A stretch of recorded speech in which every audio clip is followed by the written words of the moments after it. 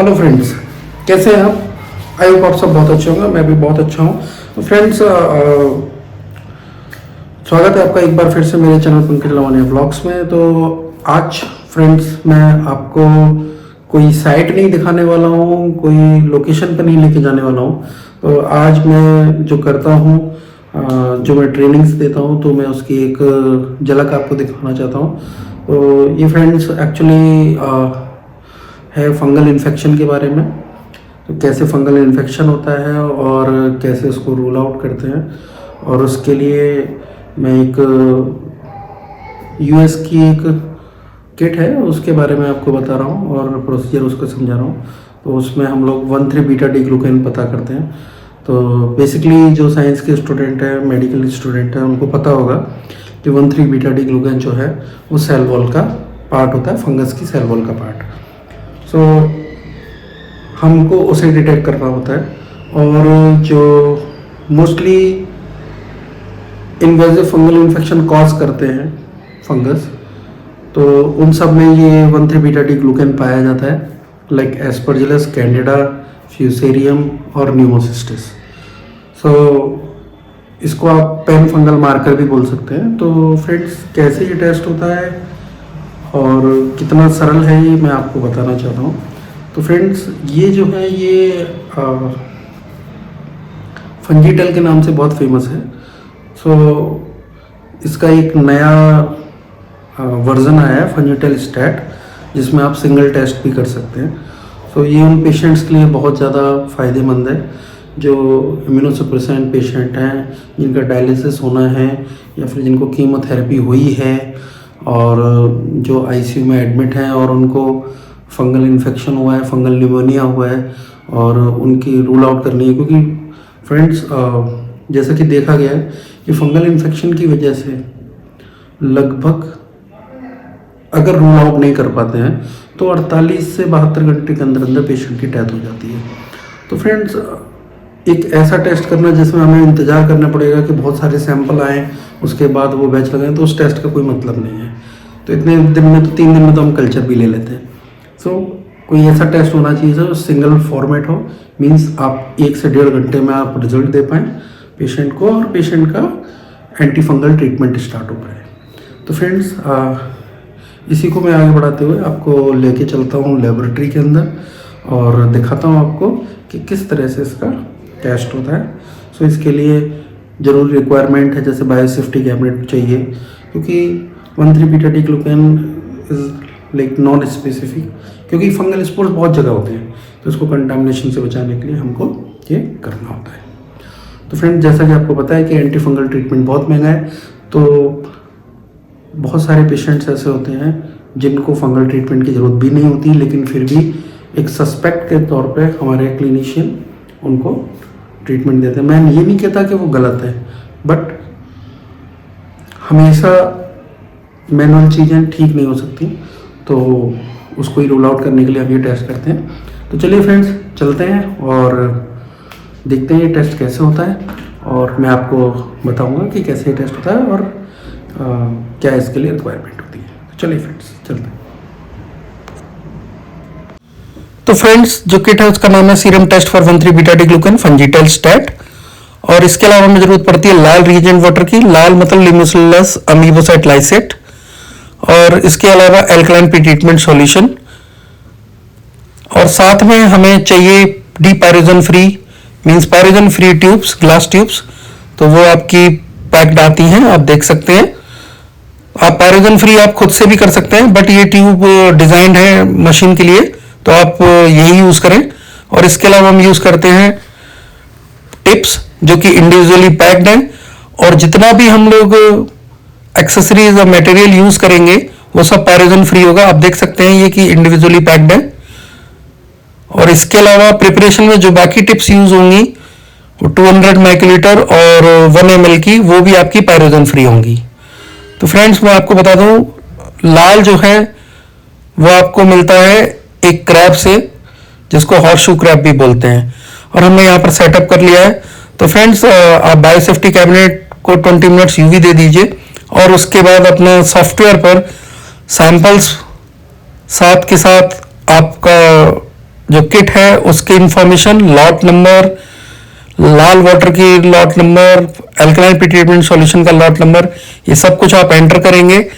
ये सेटअप करने के बाद ही आप टेस्ट स्टार्ट करेंगे, जिससे कि सैंपल प्रिपरेशन के बाद आपका टाइम वेस्ट ना हो और साथ के साथ इंस्ट्रूमेंट 37 डिग्री सेंटीग्रेड पर आ जाए और स्टेबल हो जाए। तो फ्रेंड्स, हम कर लेते हैं एंट्री और उसके बाद करते हैं टेस्ट स्टार्ट।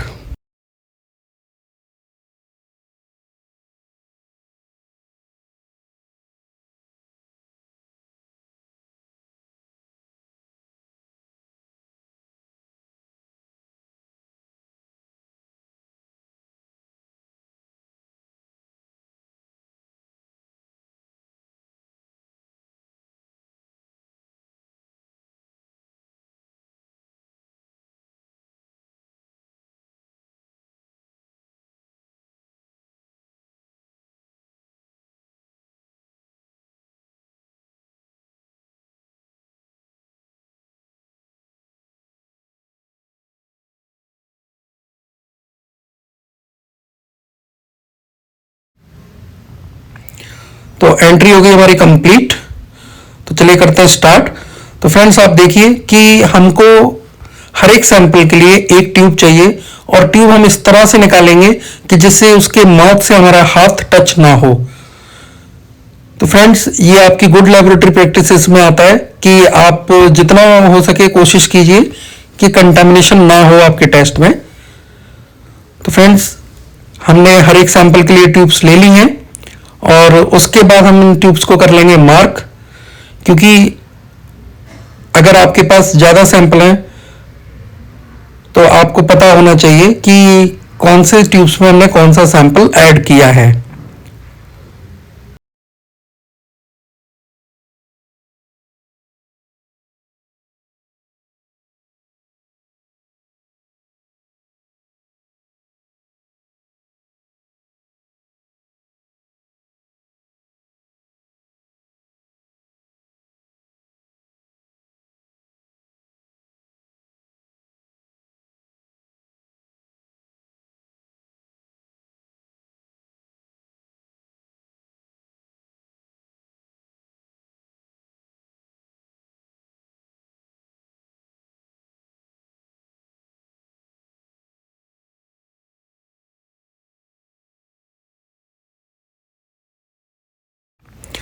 तो फ्रेंड्स, हम अब कर लेते हैं सैंपल डिस्पेंस। तो हर एक टेस्ट के लिए आपको 50 माइक्रोलीटर सीरम सैंपल की रिक्वायरमेंट होती है। तो transfer 50 microliter of the sample into the tube, and please be sure that your sample doesn't touch on the mouth of the glass tube, so be careful. तो transfer कर लेते हैं 50 microlitre sample.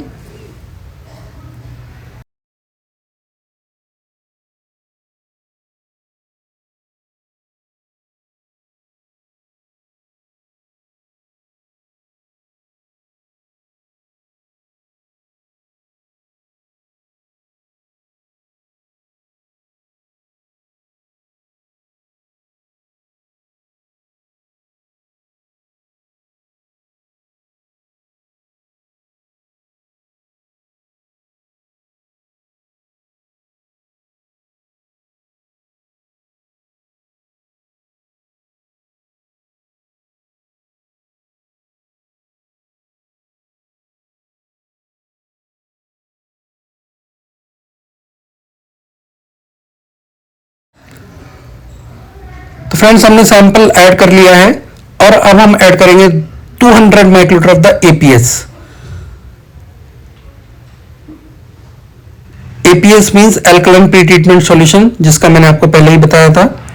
और हमने ये ओपन करके रखा था और ओपन करने के बाद इसको हमने पैक कर दिया था पैराफिल्म से। तो फ्रेंड्स, जब भी हम भी कोई भी रिएजेंट ओपन नहीं छोड़ेंगे और जब भी यूज में नहीं होगा तो उसको हम पैराफिल्म से पैक कर देंगे। तो चलिए कर लेते हैं 200 माइक्रोलीटर ट्रांसफर हर एक सैंपल में।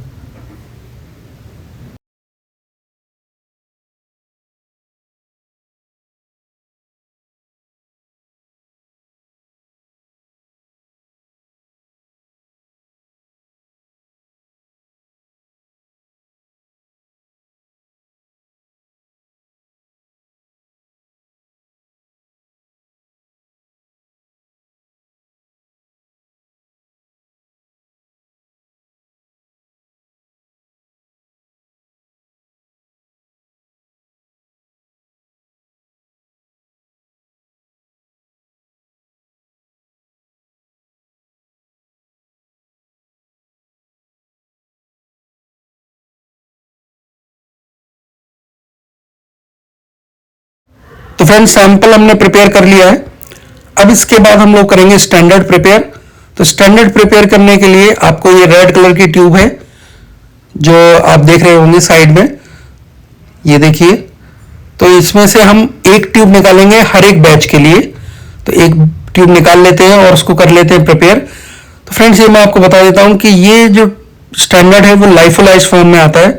लाइफोलाइज फॉर्म मीन्स पाउडर फॉर्म में होता है, और इसको हमको रिकंस्टिट्यूट करना होता है यूजिंग लाल वाटर।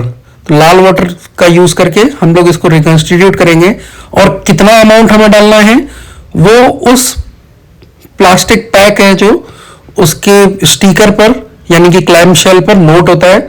तो आपको कितना लाल वाटर डालना है रिकंस्टिट्यूशन के लिए वो भी ऐड लिखा होता है, और उसके अलावा आपको फिर प्रोसेस करना है स्टैंडर्ड को एल्कलाइन प्री ट्रीटमेंट सॉल्यूशन से, और एल्कलाइन प्री ट्रीटमेंट सॉल्यूशन कितना लेना होता है वो भी आपका क्लैम शेल के ऊपर लिखा होता है। तो फ्रेंड्स हमेशा जब भी आप रिकंस्टिट्यूट करें तो एक बार क्लैम शेल चेक जरूर कर लें, क्योंकि ये लॉट टू लॉट वेरी करता है। तो चलिए फ्रेंड्स कर लेते हैं हम लोग प्रिपेयर स्टैंडर्ड को।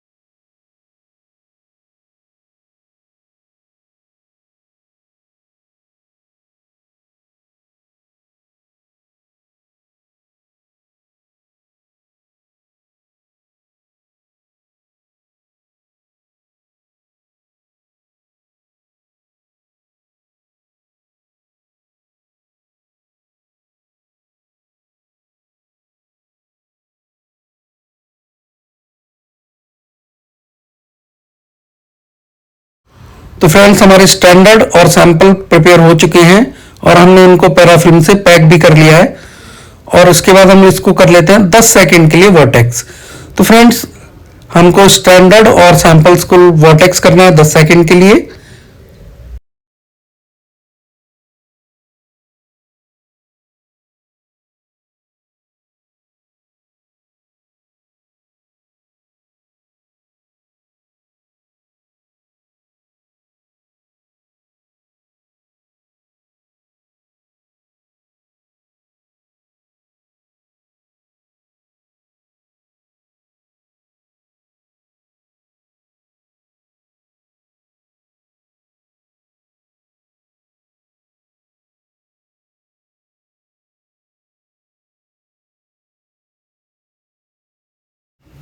तो फ्रेंड्स हमारे सैंपल और स्टैंडर्ड तैयार हो चुके हैं।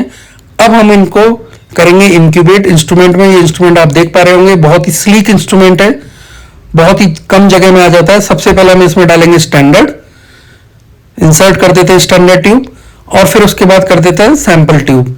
सो फ्रेंड्स आप देखिए डिस्प्ले पर आप देख रहे होंगे ब्लू से ये टाइम आने लगता है इसमें। तो आपका 10 मिनट का टाइमर स्टार्ट हो जाएगा, और उसके बाद हम लोग करेंगे रिएजेंट ट्यूब प्रिपेयर। तो चलिए फ्रेंड्स अब हम कर लेते हैं रिएजेंट ट्यूब्स प्रिपेयर। तो ब्लू कैप्ड रिएजेंट ट्यूब्स हैं। तो आपको हर एक सैंपल के लिए एक ट्यूब की जरूरत होती है, और एक जरूरत होती है आपको स्टैंडर्ड के लिए। तो इन सबको हम ओपन कर लेते हैं। ओपन करने का वही तरीका है, टिप्स का यूज करेंगे।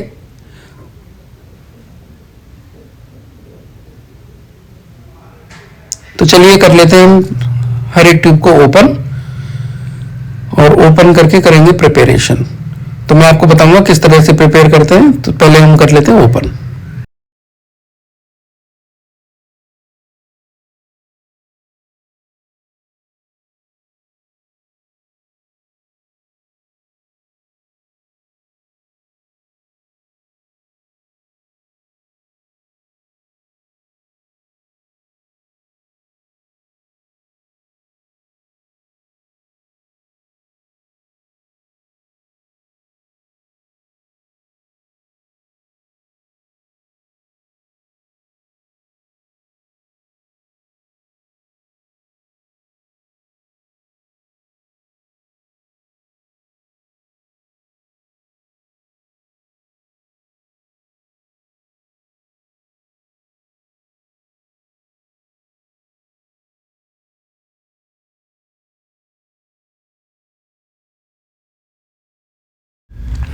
तो फ्रेंड्स हमारे सारे रिएजेंट्स, फंजिटल रिएजेंट ओपन हो चुके हैं।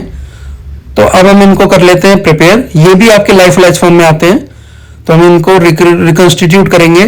और रिकंस्टिट्यूट करने के लिए हम इसमें ऐड करेंगे 300 microlitre of the Lal reagent water. ये भी हमने ओपन करके रखा था, पैराफिन से पैक कर रखा था। तो चलिए कर लेते हैं रिकंस्टिट्यूट, और रिकंस्टिट्यूट करने के बाद मिलते हैं आपसे।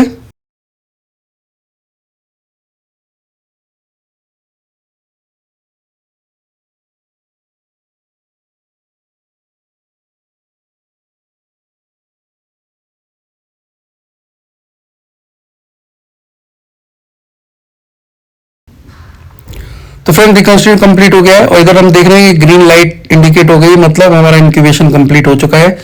ये डाटा का आपको डायलॉग आएगा, उसको हम सेव कर लेंगे। तो फ्रेंड्स सारे सैंपल्स हमने निकाल लिए हैं, और सारे सैंपल्स को हम लोग ऐड करने से पहले एक बार फिर से वर्टेक्स करेंगे 10 सेकंड के लिए, 5 से 10 सेकंड के लिए। तो वर्टेक्स कर लेते हैं।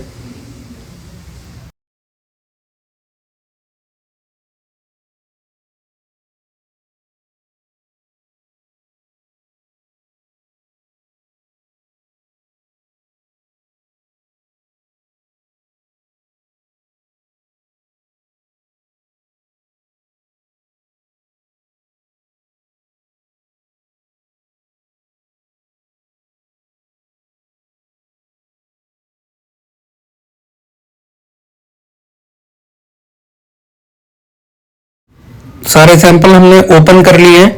फ्रेंड्स सारे सैंपल और स्टैंडर्ड हम एक साथ ही ओपन कर लेंगे, और उसके बाद इंडिविजुअली पैक्ड लॉन्ग टिप्स का यूज करके 75 माइक्रोलीटर प्रोसेस सैंपल को ट्रांसफर कर देंगे रिएजेंट ट्यूब्स के अंदर।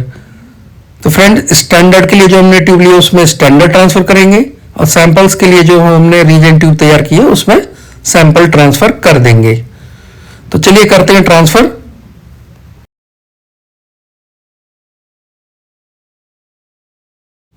तो फ्रेंड्स ट्रांसफर कंप्लीट हो गया है, और सारी ट्यूब्स का ट्रांसफर होने के बाद हम इन ट्यूब्स को दोबारा से इंस्ट्रूमेंट में इंसर्ट करेंगे।